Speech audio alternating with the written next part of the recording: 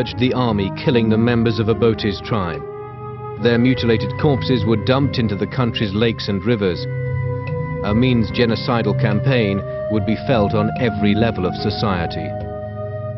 I was at university when the coup happened, and I was actually living in a female hall of residence, and everybody was dancing in the streets and so on. Soldiers started appearing in Mary Stuart Hall, which is what this residence was called, and they would look at the names on the doors and take away women with certain names. These women would be dragged out in the middle of the night, and we'd hear them screaming. And they were actually culling, women from certain tribes, taking them out, and many of them we never saw again.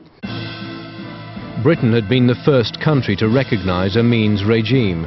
For Prime Minister Edward Heath, the former army sergeant, was a welcome change from the communist government of Milton Obote. He'd been brought up in the British military culture of agreeing to orders, and I think they thought they would use him very effectively. The only thing is he ended up being very unpredictable. Amin decided to give his old colonial masters a surprise visit. He played the bumbling buffoon, but his intentions were deadly serious. The first that anybody knew of his impending arrival was when the pilot of his aeroplane radioed through to the control tower at Heathrow and said, "I'm landing shortly and I've got the President of Uganda on board." And nobody in this country had the faintest idea why he'd come here. The Queen was fortunately in residence in the country, and she was prevailed upon to give him lunch the following day. After lunch, the Queen looked up over her coffee cup to her guest, who was towering above her, and said, "Do please tell me, Mr. President, what do we owe this unexpected honour of your visit to Britain?"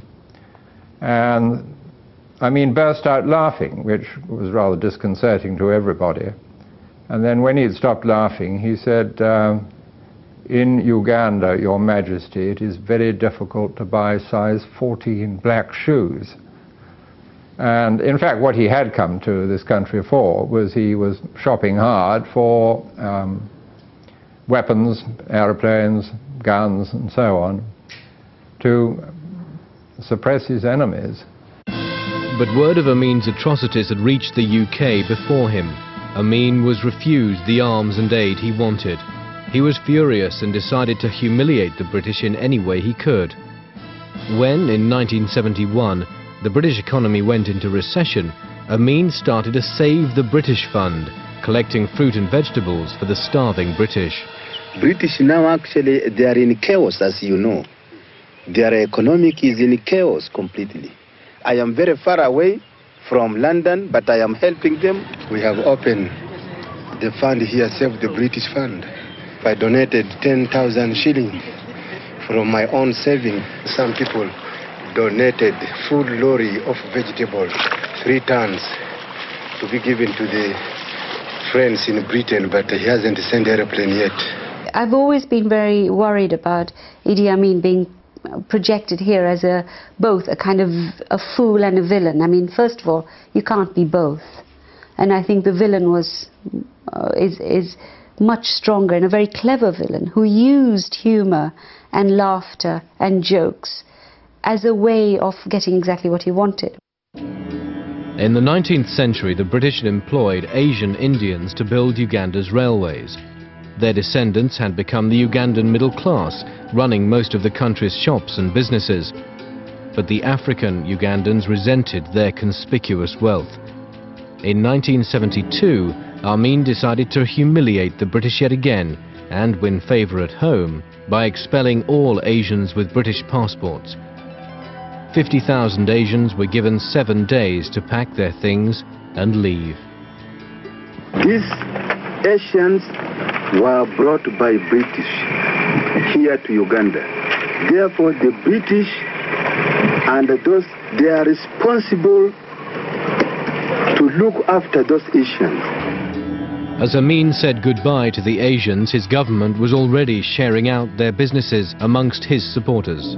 There's a day when he came to the capital city, and you would literally run, and if you reached a shop or a store first, it was allocated to you. So that's how it was done.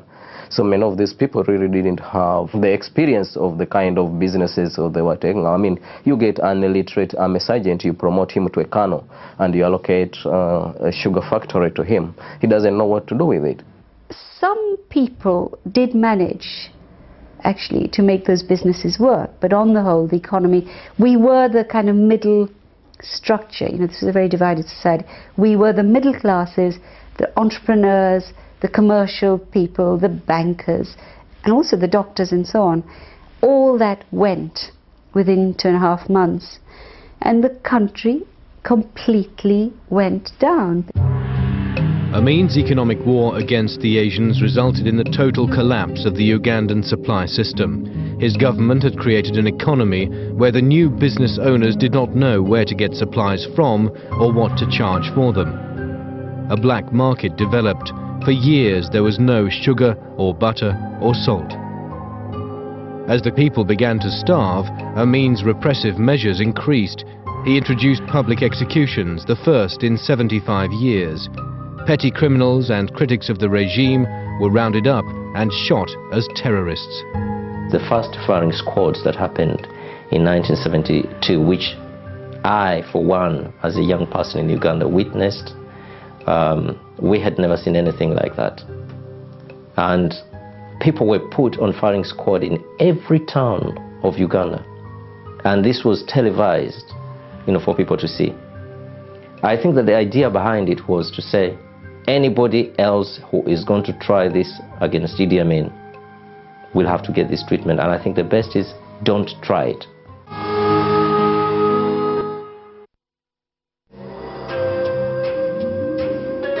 After Amin's expulsion of the Asians, the Ugandan economy had taken a nosedive. To generate the cash he needed for his army, he took control of Uganda's principal export, coffee. If you would sell your coffee within Uganda, all the government would do was to give you promissory notes.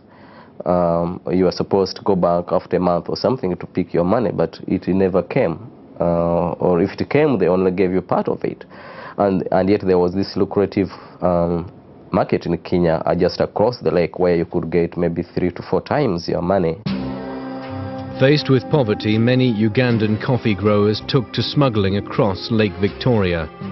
Amin's income from coffee dwindled to nothing.